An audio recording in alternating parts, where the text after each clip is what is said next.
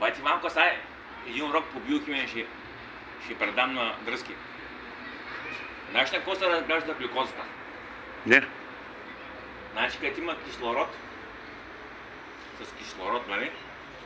Цикъл на Кребс, 32 молекули аденозино трифосфат, въглероден двуокис и вода, а без кислород на 2 молекули аденозино трифосфат и лактат, или те наричат там млечна киселина. Обаче сега един учител по химия вика, той не било верно. Кой той бе?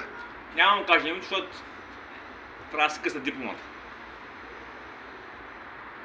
Сега ти да не беше ме питал за uppercut. Да.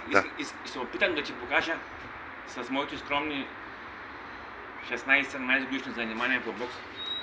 Там да не паднеш. Да, аз той гледам, защото ти идваш много близко до мене. Не, аз ще тя знае. Така. Една комбинация бат малко порториканска. Да видим. Вилфердо, първо ще я покажа бам. Лява пръкът горе, десен пръкът горе. Да. Малко е дода. Лява пръкът горе, десен пръкът долу. Лява пръкът горе, десен пръкът горе.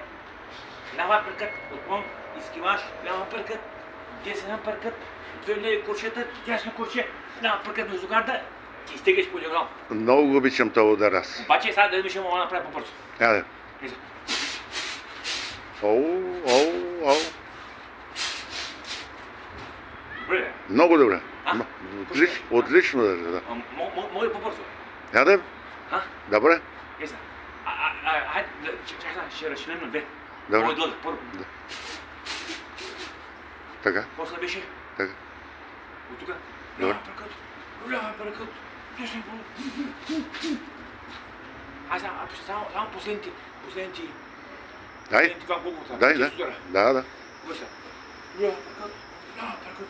Десен пръкът. Две леви куршета. Да. Чудо, да. Да бащина с по-бързо, Да. Да бащина по-бързо ли сте? Дай. Ай пак.